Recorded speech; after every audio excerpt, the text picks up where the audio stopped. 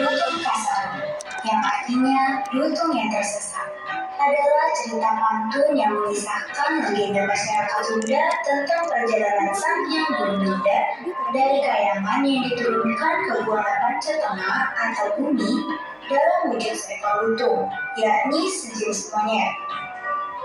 Dalam perjalanannya di bumi, sang lutung bertemu dengan Putri Purbasari Aiwangi yang diusir oleh saudaranya yang berdengki Purbararang. Lutung Kasarung adalah seekor makhluk yang berupa rupa. Pada akhirnya, ia berubah menjadi pangeran dan menikahi Purbasari. Mereka kemudian memerintah kerajaan Pasir Batang dan kerajaan Cupu Mandala itu bersama-sama. Itu tadi sedikit penjelasan mengenai kisah Lutung Kasarung. Bagaimana? Penasaran dengan kisah lengkapnya? Mari kita saksikan bersama drama Lutung Kasarung.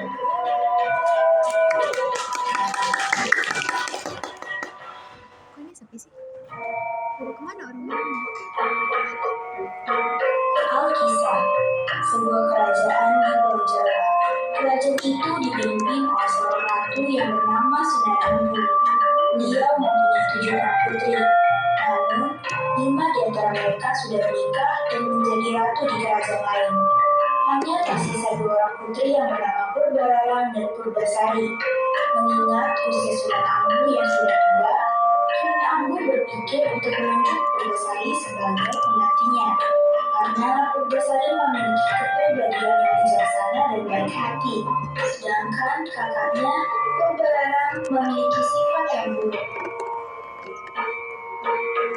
Suatu hari, ketika waktu makan siang telah berakhir, Sunan Ampel memanggil kedua putrinya untuk berkumpul di aula kerajaan.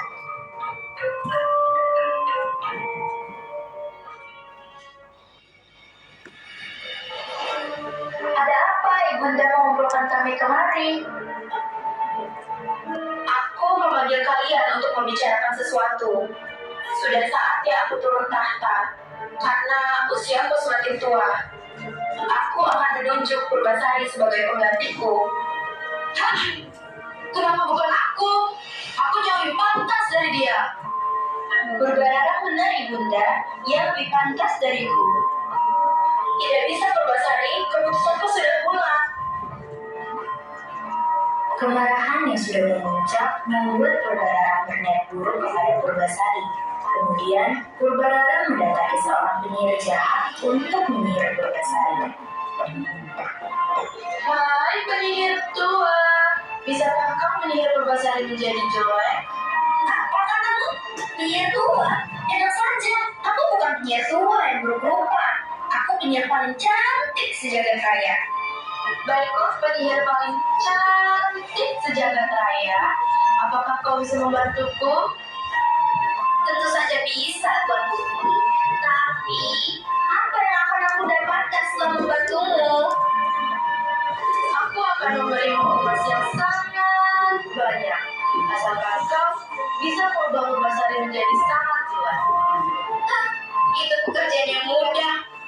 Baiklah penyihir paling cantik sejagat raya, berikan aku emas itu sekarang, agar aku segera mengabulkan permintaanmu itu. Cepatlah kerjakan.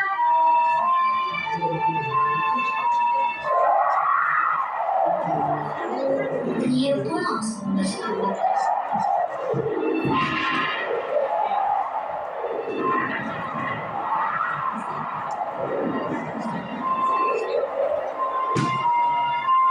Keesokan paginya, saat Purbasari terbangun dari tidur, ia merasakan panas di wajahnya. Purbasari kemudian berlari menuju cermin.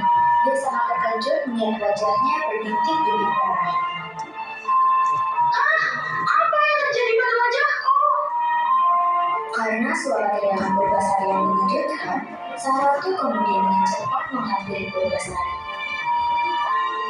Ada apa denganmu, Purbasari? Aku tidak tahu, Bunda. Tiba-tiba wajahku sudah menjadi seperti ini. Apa? Bagaimana mungkin? Wanita sebuah perempuan ini akan menjadi seorang ratu? Apakah Ibunda yakin ingin menjadikan dia seorang ratu? Apa kata rakyat jika ratunya berhormat seperti dia? mencegah penyakit berdarah. Jadi, apa yang akan kau lakukan, Ibunda?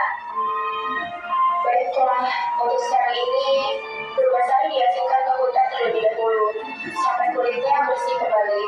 Jangan, Ibunda, jangan usir aku. Aku tidak mau pergi ke hutan. Keputusanku sudah bulat. Purbararang, cepat bawa Purbasari ke hutan. Kemudian, diusirlah Purbasari dari istana. Lalu sang kakak Purbararang membawa Purbasari ke hutan. Sepanjang perjalanan menuju hutan, Purbasari menahan air mata, memandang istana yang semakin menjauh.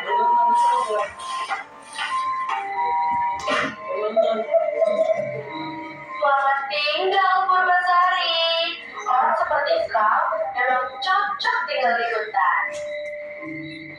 Baiklah, Purbararang, jika ini yang terbaik untuk istana, terima kasih, Purbararang. Dengan perasaan yang sangat bahagia, Purbararang kemudian meninggalkan Purbasari sendiri di hutan. Purbasari pun berjalan mengelilingi hutan untuk mencari tempat tinggal. Akhirnya, dia menemukan sebuah gubuk kosong untuk ditinggali.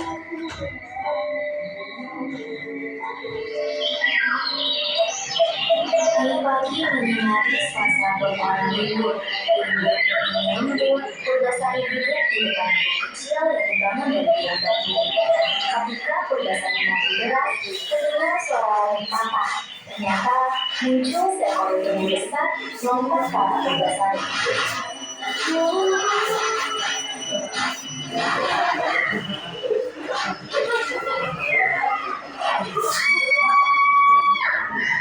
Hei, siapa kau? Apa yang kau lakukan di tempat ini? Aku tidak tahu ini tempat siapa. Aku diusir dari istana, dan sekarang aku tidak mempunyai tempat tinggal. Kau manusia, tapi hatimu terasa berbeda. Matamu terlihat jujur. Kau sepertinya bukan orang jahat. Namaku Purbasari. Aku putri kedua. Kakakku menyihirku agar tampak buruk rupa. Hingga kini, aku hanya ingin hidup dengan damai di hutan yang sepi. Aku lutung. Hutan ini penuh bahaya, tapi juga penuh keajaiban. Kau boleh tinggal di gubuk kosong ini, tapi hati kita bisa saling mengisi. Di sini tenang saja, pasti bakal aman. Kamu lebih manusiawi dari manusia yang ku kenal. I love you.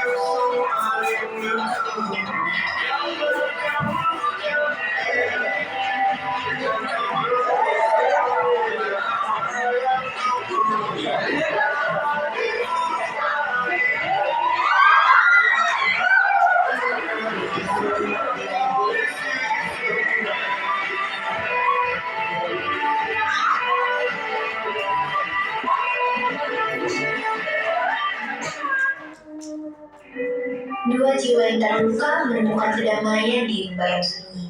Hari-hari pun berlalu.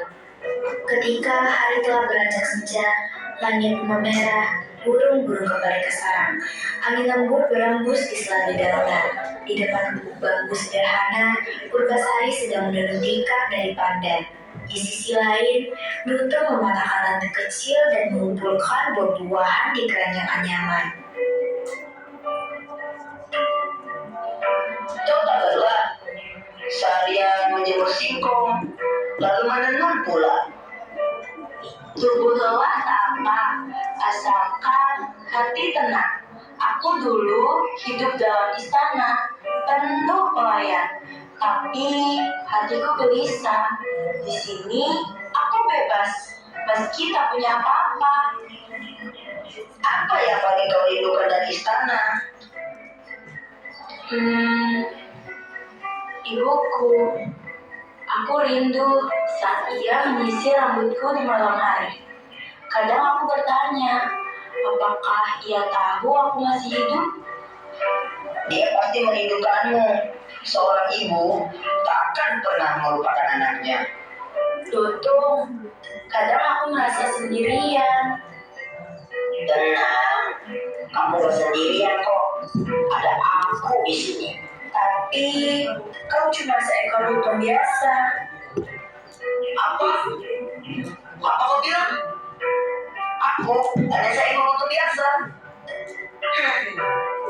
Aku ini lutung limited edition. Kalau punah, dunia bisa kiamat 3 malam.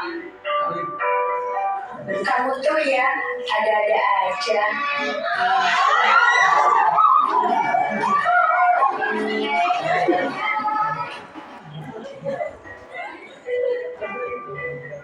Tanpa terasa, waktu pun berlalu.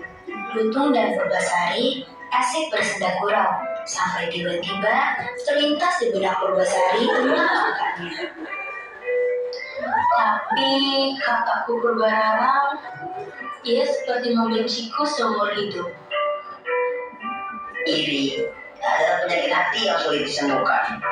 Ia takut untuk bersinar karena ia tahu cahaya dalam dirinya tak sebesar punyamu. Kenapa kau selalu tahu harus bicara apa? Karena aku bukan hanya seekor lutung biasa, Purbasari. Apa maksudmu, lutung? Tak semua yang tampak buruk di luar benar-benar hina, dan tak semua yang indah jernih di dalam. Suatu hari kau akan mengerti siapa aku sebenarnya. Apa aku akan kehilanganmu suatu hari nanti? Jika kau percaya pada cahaya hatimu, aku tak akan pernah benar-benar menjauh darimu.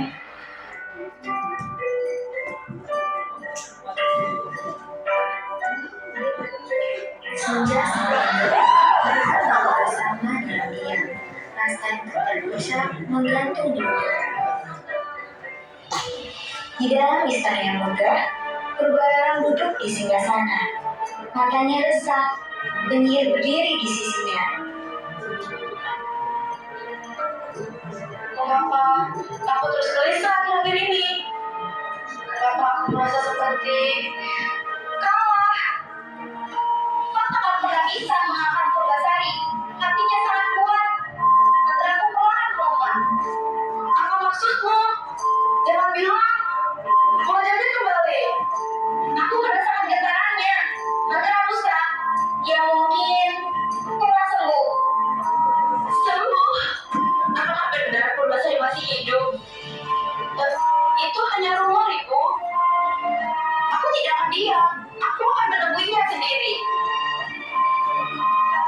Esokan paginya, Ratu berjalan berselimukan di taman penyihir dan Purbararang. Mereka tiba di depan kamar Purbasari. Purbasari, benarkah ini kau? Ibunda, aku tak sangka Ibunda datang. Wajahmu, kau sembuh. Bagaimana bisa Purbasari? Karena hatinya tak pernah kotor. Allah yang menyembuhkan yang suci. Itu sihir. Dia pasti menggunakan ilmu hitam. Tidak, bukan sihir. Ini lebih besar dari mantraku. Cukup, kalian berdua kembali ke istana. Kita akan adakan pembuktian. Siapa yang pantas menjadi ratu akan kita tentukan bersama. Seluruh rakyat berkumpul di istana. Dua putri berdiri di sisi kanan dan kiri ratu. Hari ini kita tentukan siapa pewaris tahta. Bukan hanya dari darah, tapi dari cinta dan keberanian. Cinta? Tapi Bunda, aku tidak membutuhkan cinta untuk memimpin sebuah kerajaan. Tidak, Purbararang, kau tetap membutuhkannya untuk memimpin kerajaan. Besok, kalian harus membawa pasangan yang kalian dipilih. Baik Ibunda. Keesokan harinya, sesuai dengan syarat yang diberikan sang ratu untuk membawa pasangan, Purbasari datang dengan seekor lutung. Sedangkan Purbararang dengan percaya diri datang membawa pasangan. Di mana pasanganku Purbararang? Seperti yang aku bilang kemarin, aku tidak membutuhkan cinta. Tidak ada laki-laki yang tak denganku, Ibunda. Lantas, bagaimana dengan Purbasari?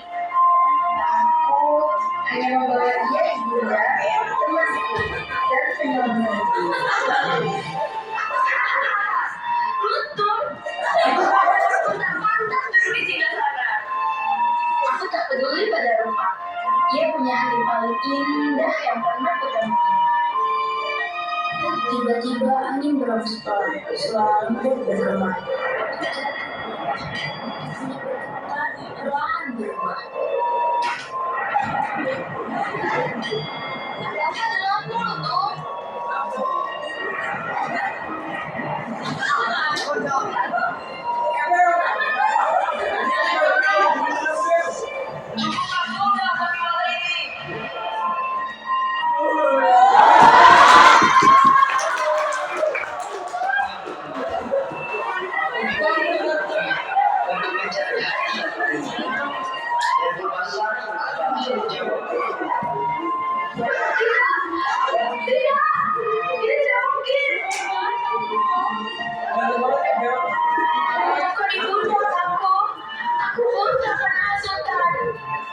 Aku tak menyimpan dendam.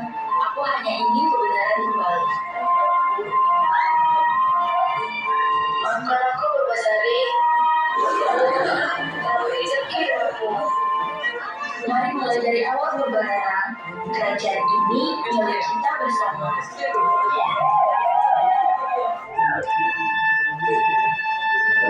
Dari ini, aku serahkan tahta pada Purbasari